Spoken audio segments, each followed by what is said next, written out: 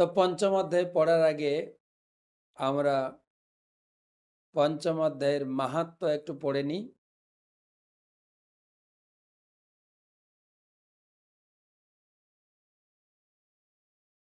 ভগবান বিষ্ণু বললেন, আমি এখন ভগবদ গীতার পঞ্চম অধ্যায়ের অনন্ত মাহাত্ম্যের কথা বর্ণনা করব, মনোযোগ দিয়ে শ্রবণ করো।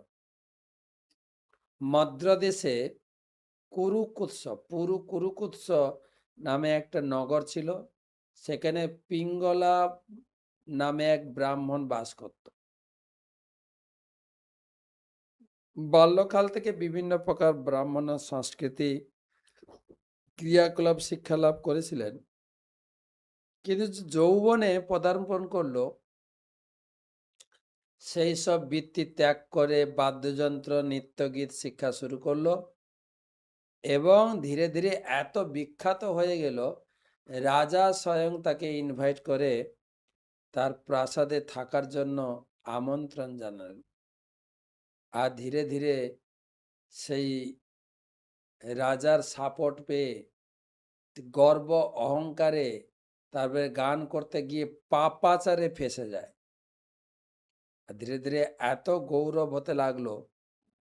আরেকটা তার কাজ ছিল কি, রাজার কাছে অন্যের নিন্দামন্দ করে কাজ আদায় করত।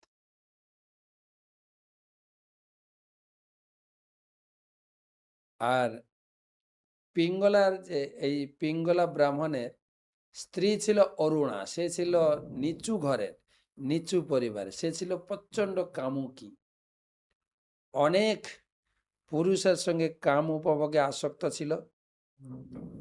এবং ধীরে ধীরে তার কার্যকলাপ যখন তার স্বামী পিঙ্গলা জেনে ফেলে, তখন সে যুক্তি করে স্বামীটাকে মারবো, মেরেও ফেলেছে। একদিন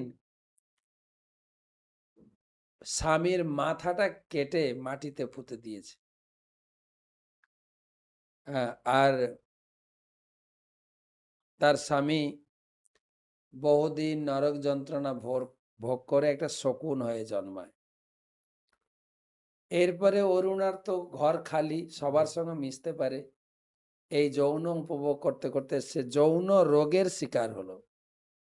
অচিরেই তার শরীরটি, যৌবনবতী শরীরটি কুশ্রী কদাচার হয়ে সেও মৃত্যুবরণ করলো।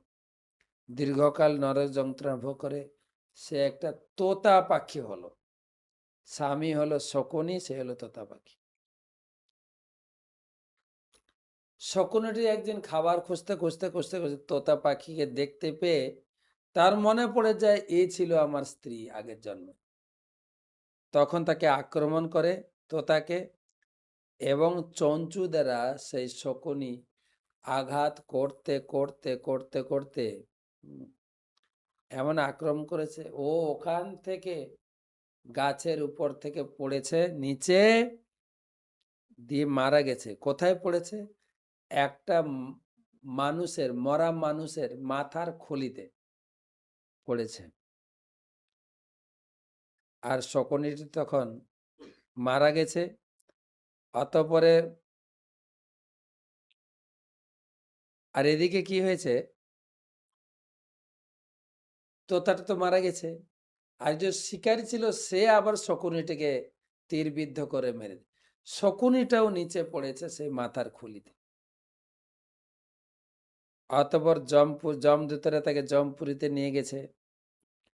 তাদের নিজেদের অতীতের পাপ কর্মের কথা স্মরণ করে তারা ভয় করতে শুরু করেছে। যমরাজ সামনে হাজির হওয়ার পর যমরাজ বললেন, তোমরা সমস্ত পাপ মুক্ত হয়েছ, এখন তোমরা বৈকুণ্ঠে যেতে পারো। পিঙ্গলার অরুণা দুজনে জিজ্ঞেস করছে, কি ব্যাপার, আমাদের মতো এমন পাপী কি করে বৈকুণ্ঠে যাওয়ার অধিকার পেল? যমরাজ তখন বলছেন, গঙ্গার তীরে ভাট নামে একজন বিষ্ণুর মহান ভক্ত বাস করত। সে ছিল কামলালসূন্য নির্লোভ। প্রতিদিন ভগবদ গীতার পঞ্চম অধ্যায় পাঠ করত।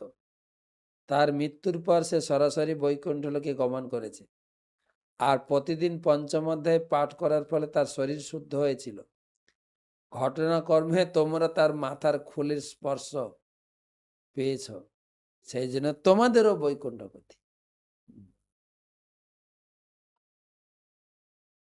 এটা হলো পঞ্চম অধ্যায়ের মাহাত্ম্য। ভগবান বিষ্ণুর প্রিয় লক্ষ্মী যমরাজের কাছ থেকে ভগবত গীতার মাহাত্ম্য শ্রবণ করার পর তারা খুবই আনন্দের সঙ্গে পুষ্পক রথে আরোহণ করে বৈকুণ্ঠ লোকে যাত্রা করলো। তো আমরা একটু পঞ্চম অধ্যায় আমরা পড়ে শুনি। পঞ্চম অধ্যায় তো মনে তো নিশ্চয় আছে যে আমরা কিভাবে চতুর্থ অধ্যায়টা পড়া শেষ করলাম। প্রথম অধ্যায়ে গীতার ভূমিকা, গীতার জ্ঞানের প্রস্তুতি। দ্বিতীয় অধ্যায়ে অর্জুনকে দীক্ষা দিয়ে ভগবান আত্মজ্ঞান দান করলেন, কর্তব্য বুঝালেন। তৃতীয় অধ্যায়ে কর্তব্য কর্মের কথা বলেছেন। আর এই কর্মকে বাধা দেয় যে কাম, রজগুণ থেকে উৎপন্ন কাম জীবের প্রধান শত্রু, চির অতৃপ্ত মহাশন মহাপাপনা। তাকে দমন করার জন্য জ্ঞানের দরকার। চতুর্থ অধ্যায়ে আমরা জ্ঞানের কথা পড়েছি। কোন জ্ঞান? ভগবানের জন্ম কর্ম জানলেই আমি সমস্ত কলুষ থেকে মুক্ত হব। আর এই জ্ঞান প্রাপ্ত হবে তত্ত্বদ্রষ্টা গুরুদেবের কাছে গিয়ে জ্ঞান লাভ করতে হয়, জ্ঞান ভিক্ষা করতে হয়। আর জ্ঞান লাভ করার ফল হচ্ছে যে মোহ থেকে মুক্ত হবে, পাপ থেকে মুক্ত হবে, পুণ্য থেকে মুক্ত হবে, সমস্ত সংশয় থেকে মুক্ত হবে, চির পরা শান্তি লাভ করবে। তাই এই জ্ঞানের আশ্রয় করে তুমি সন্ধ্যাতীত হয়ে দৃঢ়তার সহিত যুদ্ধ করার জন্য উঠে দাঁড়াও। সে কথা বলেছে। আর সবটাই ভালো ছিল চতুর্থ অধ্যায়ে আলোচনা। শেষের শ্লোকে বলেছে তুমি জ্ঞান অস্ত্রের দ্বারা সন্দেহ ছেদন করে উঠে দাঁড়িয়ে যুদ্ধ করো। 42 শ্লোক। সেটাই অর্জুনের মনে সন্দেহ লেগেছে, কি ব্যাপার, এতক্ষণ বললে জ্ঞানের অনুশীলন করো, ভালো লাগলো, তুমি আবার বলছো যুদ্ধ করো। কোনটা করব? পঞ্চম অধ্যায় কর্ম সন্ন্যাস যোগ। অর্জুন উবাচ সন্ন্যাসম কর্মণাম কৃষ্ণ পুনর্যোগম চ সংশসি যৎশ্রেয় এতয়োরেকম তন্মে ব্রূহি সুনিশ্চিতম। তুমি আমাকে কর্ম ত্যাগ করতে বললে, জ্ঞানের অনুশীলন, আবার যুদ্ধ করতে গেলে বললে, কর্ম করতে বললে। আমাকে বলো দুটোর মধ্যে কোনটা শ্রেষ্ঠ, একটা করতে বলো। এখানে একটা খুব ভালো জিনিস প্রতিপন্ন হয়েছে। তৃতীয় অধ্যায়ে অর্জুন যে প্রশ্ন করেছিলেন ভক্তি করব না কর্ম করব, তারই পুনরাবৃত্তি আবার। কেন এটা নিয়ে আমরা গুলিয়ে ফেলি যে ভক্তি করা মানে কোনো প্রকার কাজ বাজ করতে হয় না, এটাই ছিল তার মনের ধারণা। কিন্তু এটা তো অর্জুনের প্রশ্ন ছিল না, প্রশ্নটা হচ্ছে আমাদের মাঝে এই প্রশ্ন বা দ্বিধাদ্বন্দ্ব এসে দাঁড়ায় যে ভক্তি করলেও কি এত খাটতে হয়? অর্জুন প্রশ্ন করেছেন। শ্রী ভগবান উবাচ সন্ন্যাস কর্ম যোগশ্চ নিঃশ্রেয়সকরা বুভৌ তয়স্তু কর্ম সন্ন্যাসাৎ কর্মযোগ বিশেষ্যতে। ভগবান বললেন কর্ম সন্ন্যাস কর্মযোগ উভয়ই মুক্তিদায়ক। তো দুটির মধ্যে কর্ম সন্ন্যাস থেকে কর্মযোগ শ্রেয়। অর্জুন প্রশ্ন করেছিলেন যে কর্ম সন্ন্যাস শ্রেয় না কর্মযোগ। ভগবান বললেন দুটোই শ্রেয়, তবে তুলনামূলকভাবে কর্ম সন্ন্যাস থেকে কর্মযোগ শ্রেয়।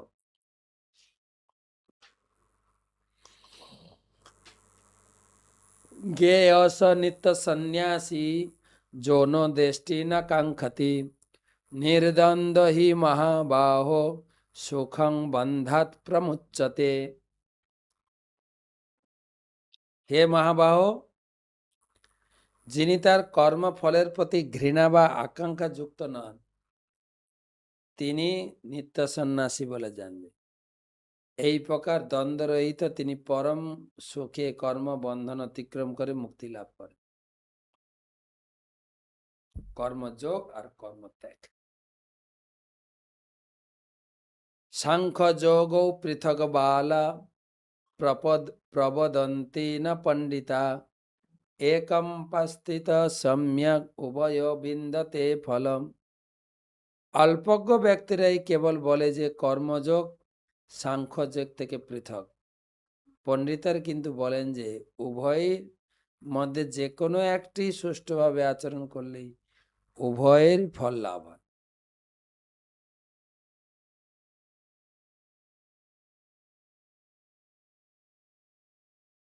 অর্জুনের প্রশ্ন ছিল কর্মযোগ আর কর্ম সন্ন্যাস।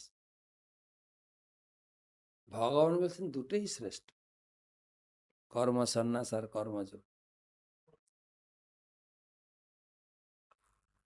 দুটোই একই কথা। কেবল মূর্খেরা তারা মনে করে দুটো আলাদা। এটা উদাহরণ দিয়ে বোঝালেন। কর্ম সন্ন্যাসের প্রক্রিয়া হচ্ছে গাছের শিকড় বা মূল খুঁজে বের করা, আর কর্মযোগ হচ্ছে মূলে জল ঢালা। অর্থাৎ গ্রন্থ অধ্যয়ন করে জ্ঞানের অনুশীলন করে জানতে পারবে যে ভগবান বিষ্ণুই হচ্ছেন সবকিছু।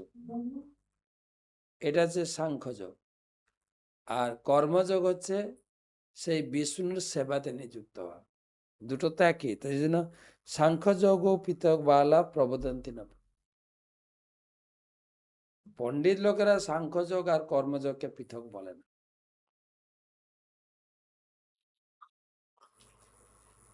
যৎ সাংখ্যই প্রাপ্যতে স্থানম তৎ যোগৈরপি গম্যতে একম সাংখ্যম চ যোগম চ যপস্যতি সপস্যতি।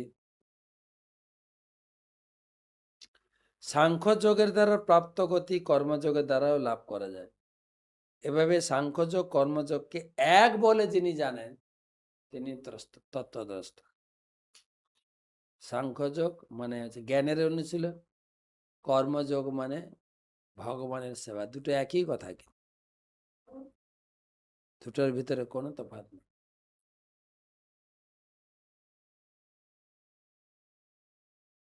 প্রভুপাদ উদাহরণ দিয়েছে। প্রথম পদ্ধতি সাংখ্যযোগের মাধ্যমে মানুষকে জড় বিষয়ের প্রতি নিরাসক্ত হতে হয়, এবং কর্মযোগ পদ্ধতির মাধ্যমে মানুষকে কৃষ্ণ ভাবনায় কর্মে আসক্ত হতে হয়। প্রকৃতপক্ষে দুটি পন্থাই এক। একটা ত্যাগ করতে হয়, একটা গ্রহণ করতে হয়। সন্ন্যাসস্তু মহাবাহো দুঃখম আপনোত যোগতঃ যোগযুক্ত মুনির ব্রহ্ম ন অচিরেণ নাধিগচ্ছতি। হে মহাবাহ, কর্মযোগ ব্যতীত কেবল কর্মত্যাগ রূপ সন্ন্যাস দুঃখজনক, কিন্তু নিষ্কাম কর্মযোগে যিনি যুক্ত হয়েছেন অচিরেই ব্রহ্মকে লাভ। কর্মযোগে না যুক্ত হয়ে কর্মত্যাগ কেবল দুঃখদায়ক। একটা উদাহরণ দেওয়া যায়, প্র্যাকটিক্যাল ব্যবহারিক উদাহরণ। আপনার মেয়ে বড় হয়েছে, আপনি বললেন তুই বড় হয়েছে, ঘর থেকে বেরিয়ে যাস, এটা ত্যাগ। কিন্তু উপযুক্ত পাত্র এনে যদি তাকে বিবাহ দেন, ও এমনি চলে যাবে, ওটা হচ্ছে যোগ, কোথাও তাকে এনগেজ করে দেওয়া। তাই ভগবান বলছেন কর্মযোগ ব্যতীত কর্মত্যাগ কিন্তু দুঃখজনক, তাকে কোথাও যুক্ত করে দিতে হয়। যেরকম আমি প্রায় বলি মেয়েদেরকে, মানে যুবতী মেয়েদের জিজ্ঞেস করি, কি গো তুমি কি পড়াশোনা করছো? বলছে না, পড়াশোনা ছেড়ে দিচ্ছি। পড়াশোনা ছেড়েছে তো বিয়ে করো। না না, বিয়ে করবো না। বিয়ে না করলে পড়ো, কোথাও একটা যুক্ত থাকতে হবে, নাহলে তুমি অলস মস্তিষ্ক শয়তানের কারখানা। ঘরে যদি বৌদি থাকে, বৌদির পিছনে লাগবে। বিয়ে করো, যদি পড়ার ইচ্ছা নেই, যদি মনে করো যে আমি যা পড়ার কথা পড়ে নিয়েছি, এবার বিয়ে করে এনগেজ হয়ে যাও। পড়বো না, বিয়ে করব না, ও জীবনটা খুব প্যাথেটিক, সময় কাটবে না। তোমার পিছনে ইয়াং ছেলেরা লেগে যাবে, তুমি কি করে সুস্থ থাকবে? আমি জাস্ট উদাহরণ দিলাম আপনার বোঝার জন্য। কর্মযোগ ব্যতীত কর্মত্যাগটা কিন্তু দুঃখজনক। যোগযুক্ত বিশুদ্ধাত্মা বিজিতাত্মা জিতেন্দ্রিয় সর্বভূতাত্মা ভূতাত্মা কুর্বন্নপি ন লিপ্যতে। নিষ্কাম কর্মযোগে যুক্ত বিশুদ্ধ বুদ্ধি সম্পন্ন অসংযত অজিতেন্দ্রিয় আত্মা সকলের প্রিয়, অন্য সকলের তার প্রিয়। তিনি সমস্ত কর্ম করেও কর্মের ফল তাকে ভোগ করতে হয় না। যিনি যোগযুক্ত, যিনি বিশুদ্ধ আত্মা, যিনি বিশুদ্ধ বুদ্ধি সম্পন্ন এবং জিতেন্দ্রীয়, তাকে সব কাজ করতে লাগে না।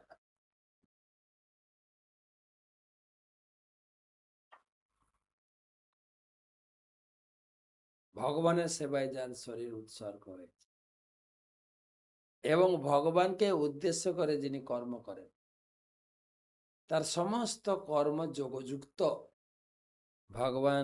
ভগবানের সন্তুষ্টি বিধানের জন্য, তাকে তার কষ্ট নয়।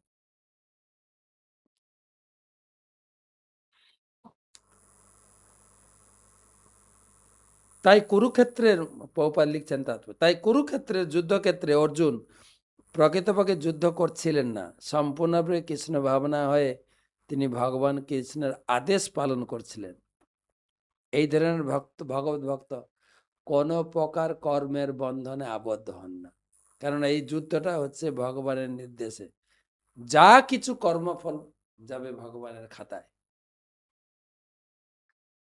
নৈব কিঞ্চিত করোমিতি যুক্ত মন্যেত তত্ত্ববিৎ পশ্যন শৃণন স্পৃশন জিঘ্নন শশন গচ্ছন সপম শশন প্রলপন বিসৃজন গৃহণ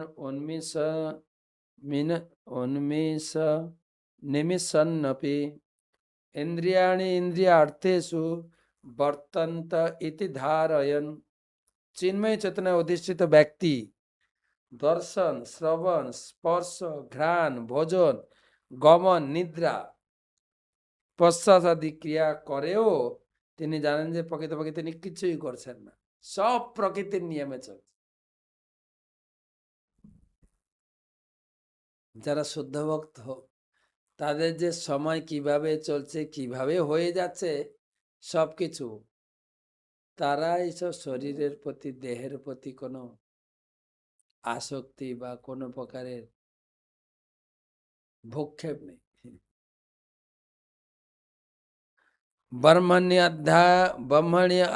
ব্রহ্মণ্যধ্যায় কর্মণি সঙ্গম ত্যক্তা করোতি য লিপ্যতে ন স পাপেন পদ্মপত্র ইমাম ভাষা। যিনি সম্পূর্ণ কৃষ্ণ ভাবনাময় হয়ে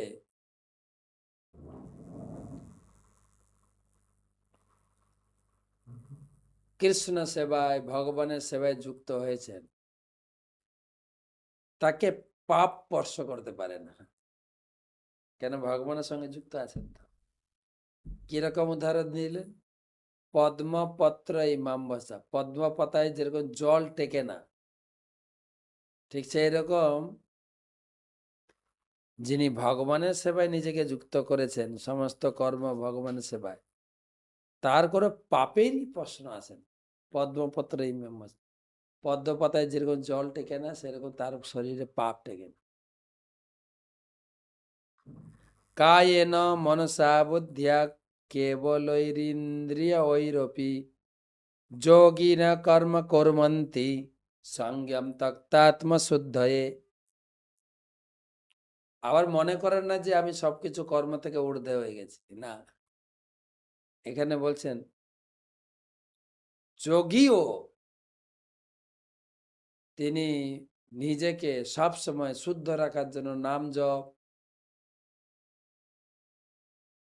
যজ্ঞাদি ক্রিয়া, কর্তব্য কর্ম কাজ করতেই থাকে। আমি আমার গুরু মহারাজকে দেখেছি,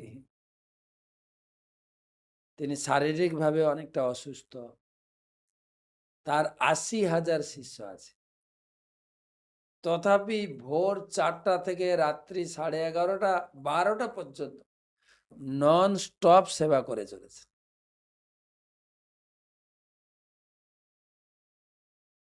কোথায় সেন্টারকে ফোন করছেন, কোথায় ইসকন সেন্টার কেমন চলছে, 16 মালা জপ প্রতিদিন নিজে, তারা জপ করার দরকার বলে জপ করে চলেছে।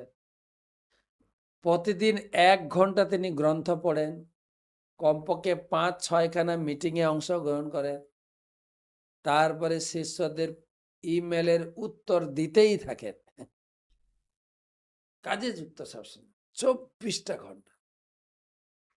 আপনি বলেন বাথরুমে হোক, টয়লেটে যখন তিনি যান তার সঙ্গে পুরো টিম থাকে। তিনি যেহেতু হুইল চেয়ারে বসে চলেন, তাকে সবকিছু করে দিতে হয়, সেই জন্য কমপক্ষে 3-4 জন ভক্ত ভোর থেকে, যখন থেকে গুরু মাঝ উঠবেন তখন থেকে লেগে যান, সারাদিন চলতে থাকে।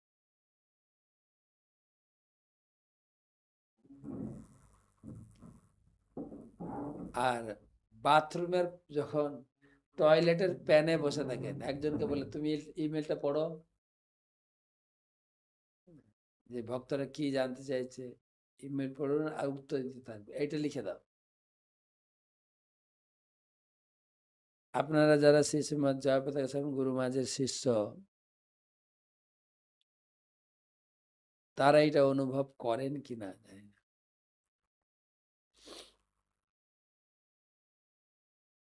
প্রতিটা মুহূর্তে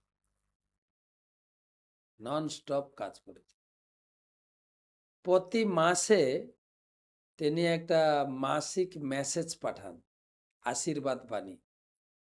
ধরো ওনার বৈষ্ণব মাস, ধরো এই মাসটা আমাদের জানুয়ারি চলছে বা ডিসেম্বর চলছে, জানুয়ারি, ঠিক জানুয়ারি পড়ার সাথে সাথে আমি ডিসেম্বর মাসে কি করেছি, কতগুলো মিটিং অ্যাটেন্ড করেছি, প্রতিদিন কয় মালা জপ করেছি। প্রতি মাসে 16 মালার উপরে জপ থাকে, 20-22। তারপরে প্রসাদ সেবন করেন, সারাদিনে কতগুলো ক্লাস দেন, অনলাইন অফলাইন মিটিং তো আছেই।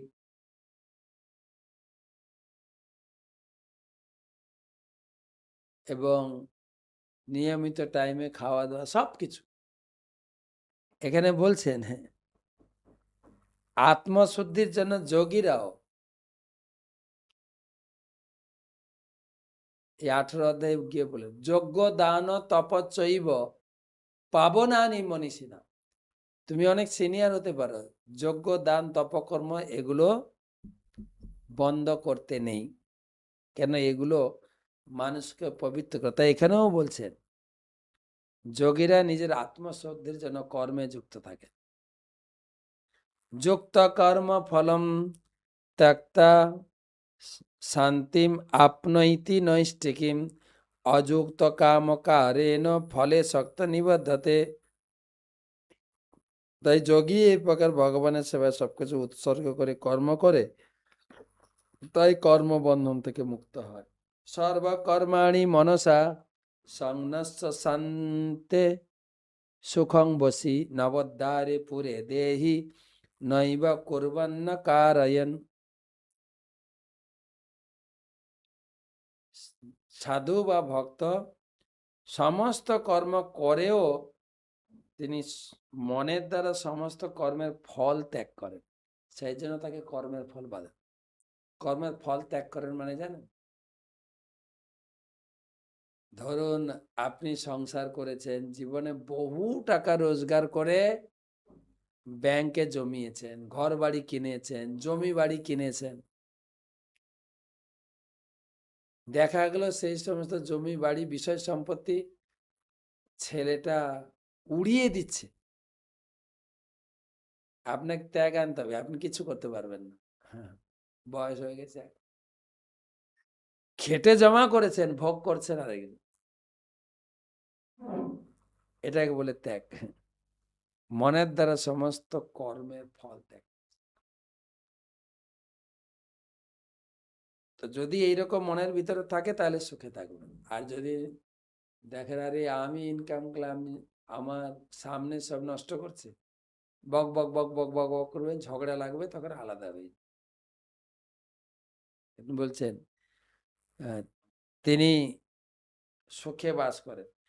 না কর্তৃত্বম না কর্মাণি লোকস্য সৃজতি প্রভু, না কর্মফল সংযোগম স্বভাবস্তু প্রবর্ততে। দেহরূপ নগরী নিজে কিছু করে না, কাউকে দিয়ে কিছু করায় না, সব প্রকৃতির দ্বারা। না দত্তে কস্যচিৎ পাপম ন চৈব সকৃতং বিভু, অজ্ঞানেনাবৃতম জ্ঞান তেন মুহ্যন্তি জন্তব। ভগবান জীবের পাপ পুণ্য কিছু গ্রহণ করে না, জীবকেই গ্রহণ করতে। অর্থাৎ এই কয়টা শ্লোকে ভগবান বুঝাচ্ছেন জীব, ভগবান আর প্রকৃতির সম্বন্ধ। জীব বাসনা করে, যেরকম কালকে না গত পরশুদিন ছিল ভক্তি সিদ্ধান্ত সরস্বতী ঠাকুরের তিরোভাব, 89তম তিরোভাব পালন করলাম। কত মহারাজ সন্ন্যাসী এসেছিলেন, ব্রহ্মচারী। সেখানে একটা কথা আলোচনা হচ্ছে যে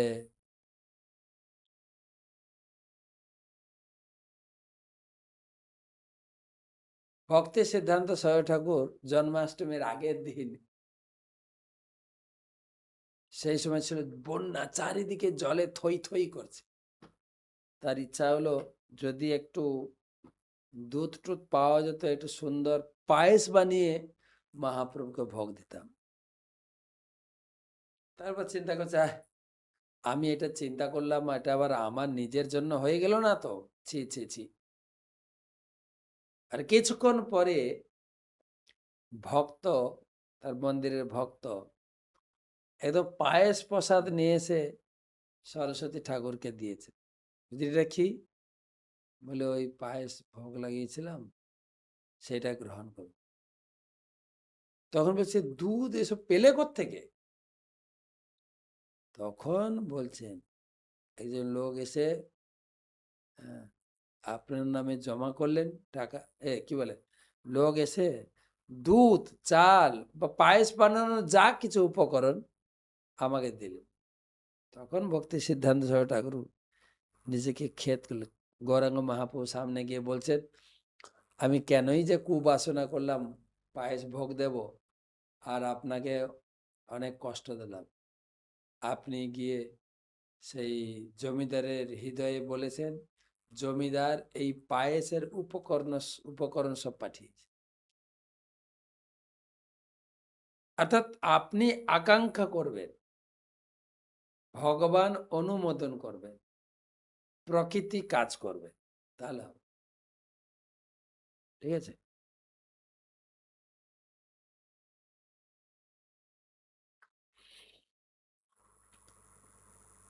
জ্ঞানেন তু তজ্ঞানম যেসাম নাসিতম আত্মন তেসাম আদিত্যবৎ জ্ঞানম প্রকাশয়তি তৎপরম। এগুলো তোমার যে কথাগুলো বলছি, যে ভগবান জীব বাসনা করে, ভগবান সেই বাসনাকে অনুমোদন করেন আর পেন্টিং করেন অফিসটা।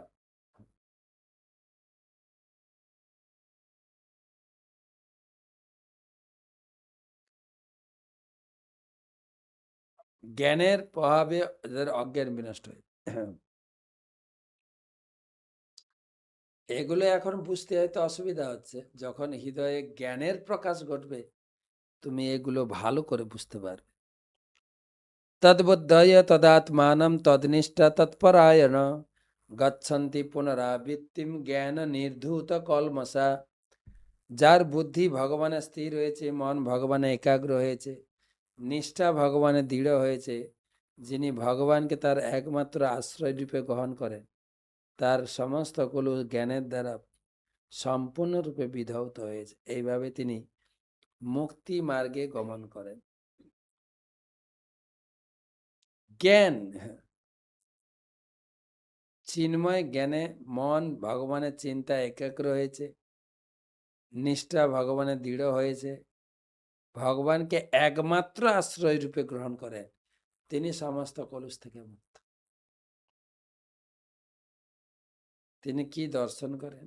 বিদ্যা বিনয় সম্পন্নে ব্রাহ্মণে গভীহস্তিনি শুনি চৈব সপাকে চ পণ্ডিতা সমদর্শিনা।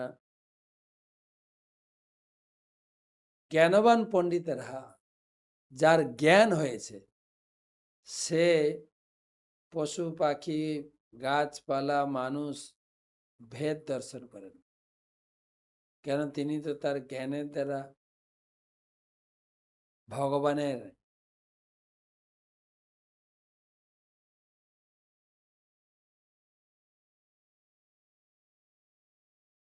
ভগবান যে প্রত্যেকের হৃদয়ে অবস্থান করছেন সেটা দর্শন। স্থাবর জঙ্গম দেখে না দেখে তার মূর্তি, সর্বত্র স্ফুরয়ে তার ইষ্টদেব মূর্তি। এদিক ওদিক তাকাচ্ছেন কিন্তু দেখেন শুধু ভগবানের মূর্তি। ইহৈবতৈর্জিত স্বর্গ যেসাম সাম্যে স্থিতং মন নির্দোষং হি সমং ব্রহ্ম তস্মাৎ ব্রহ্মণি তে স্থিতা। যাদের মন সাম্যে অবস্থিত হয়েছে, ইহলোকে জন্ম মৃত্যুর দোষ থেকে মুক্ত হয়েছে। ভগবানের চিত্ত একাগ্রত হলে এই জগতের কোনো কলুষ তাকে স্পর্শ করে না। প্রহিষ্যেত প্রিয়ং প্রাপ্য নদি জেত প্রিয় চাপ নদী জেত প্রাপ্য চাপ প্রিয় স্থির বুদ্ধি অসংমূঢ় ব্রহ্মবিদ ব্রহ্মণি স্থিত। যে ভগবানের ভক্ত বা সমস্ত কলুষ থেকে মুক্ত হয়েছে, তার লক্ষণ কি? প্রিয় বস্তু প্রাপ্ত হলে উৎফুল্ল হন না, অপ্রিয় বস্তু প্রাপ্ত হলে ভেঙে পড়েন না।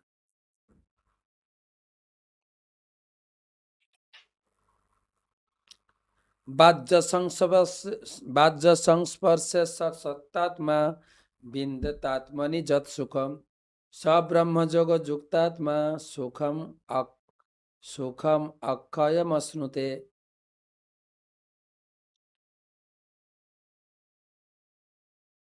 এই প্রকার ব্রহ্মবিদ পুরুষ কোন জড় ইন্দ্রিয় সুখ ভোগের প্রতি আসক্ত নয়, তিনি চিৎগত সুখ লাভ করেন। এবার একটা অন্য জিনিস আসছে, যে ভগবানের ভক্ত যারা কলুষ মুক্ত, তারা ভগবানের সঙ্গে যুক্ত হয়ে এত আনন্দ লাভ করে, এই জাগতিক টুকটাক যে যৌন সুখ থুৎকার করে ফেলে দেয়। কেন? যে হি সংস্পর্শ যা ভোগা দুঃখ যৌনয় এবতে আদ্যান্তবন্ত কৌন্তেয় নতে সুরমতে বুধ। এই স্ত্রী পুরুষের মিলন সুখ হচ্ছে দুঃখ যৌন এবতে। ভগবান বলছেন, যখন থেকে কেউ স্ত্রী পুরুষের মিলন সুখ পেতে ইচ্ছা করবে, তখন থেকে তার জীবনের দুঃখ চালু হবে। ভগবান ডাইরেক্ট বলে দিচ্ছে, বা চালু হয়েছে যারা স্ত্রী সংভোগে আছে। তাই জ্ঞানী ব্যক্তিরা বা বুদ্ধিমান ব্যক্তিরা এই স্ত্রী সঙ্গ সুখকে থুৎকার করে ফেলে দেন। রমন্তে যোগিনা অনন্তে সত্যানন্দে চিদাত্মনি ইতি রাম পদে নাশো পরম ব্রহ্ম বিধীয়তে। সকনতিহৈব যশোড়ুং পাক শরীর বিবংশনাৎ কাম ক্রোধ ভবম বেগম সযুক্ত সুখী নর। দেহত্যাগের পূর্বে যিনি কাম ক্রোধ থেকে উদ্ভূত বেগ সহ্য করতে সক্ষম হন, তিনি যোগী, তিনি জগতে সুখী। অর্থাৎ ঘুরিয়ে ফিরিয়ে তৃতীয় অধ্যায়ের কথা এসে গেল। কাম চিন্তা থাকলে তুমি কিন্তু ভগবানকে পাবে না। আগেও বলেছি, যাহা কাম তাহা নাহি রাম, যাহা রাম তাহা নাহি কাম। এই আমি সংসার সুখও করবো, ভগবানকে লাভ করবো না, একদম কাম ক্রোধের বেগ যতক্ষণ জিরো না আছে, জিরো, তুমি হিরো হতে পারবে না। যন্ত সুখয়ন্ত রামস্তথাত্মজ্যোতিরেব চ সযোগী ব্রহ্ম নির্বাণম ব্রহ্মভূত অভিগচ্ছতি। ভগবানের ভক্ত তার কাউকে লাগে না সুখ পেতে, নিজে থেকেই আনন্দ লাভ করেন। লভন্তে ব্রহ্ম নির্মাণম নির্ণয় ঋষয় ক্ষণ কলমসা ছিন্নদ্বৈধা যতাত্মানম সর্বভূত হিতে রতা। সংযত চিত্ত জীবের কল্যাণে রত দ্বিধাশূন্য এবং নিষ্পাপ ঋষিগণ ব্রহ্ম নির্মাণ লাভ করে। শেষের দিকে কাম ক্রোধ বিমুক্তানাম জ্যোতিনাম যত চেতসাম অতীত ব্রহ্ম নির্বাণম বর্ততে বিদিতাত্মনাম। কাম ও ক্রোধ শূন্য সংচিত চিত্ত আত্মতত্ত্বগণ সন্ন্যাসী সর্বত অচিরেই ব্রহ্ম। স্পর্শান কৃত্য বহির্বাজ্য চক্ষু চৈবান্তরে ভ্রুব প্রাণাপাণো সমভূৎকৃত্য নাসাভ্যন্তরচারিণো যথেন্দ্রিয় মনোবুদ্ধি মণিমক্ষ পরায়ণা বিগতচ্চ ভয় ক্রোধাজ্জ সদা মুক্ত এব স। মন থেকে বাহ্য ইন্দ্রিয়ের বিষয় প্রত্যাহার করে ভূদেহের মধ্যে দৃষ্টি স্থির করে নাসিকার মধ্যে বিচরণশীল প্রাণ ও অপান বায়ুর গতিরোধ করে মন সংযম করা। এই 27 শ্লোক 6 অধ্যায়ে আলোচনা হবে। লাস্ট শ্লোক, 4 শ্লোক গীতার। ভক্তারম জগত তপসাম সর্বলোক মহেশ্বরম সুহৃদম সর্বভূতানাম গাত্যা মাম শান্তিমিচ্ছতি।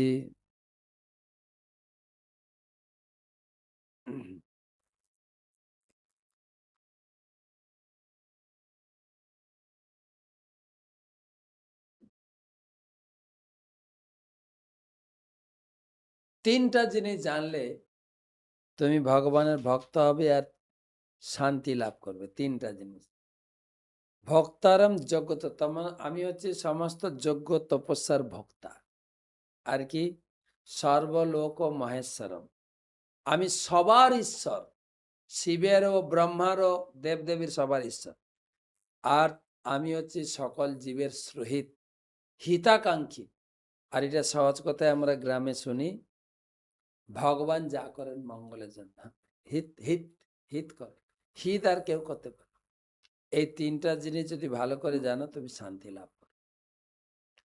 ওম তৎসদিতি শ্রীমদ্ ভগবদ গীতাসু উপনিষৎসু ব্রহ্ম বিদ্যাম যোগ শাস্ত্রে শ্রীকৃষ্ণার্জুন সংবাদে কর্মযোগ নাম তৃতীয় অধ্যায়।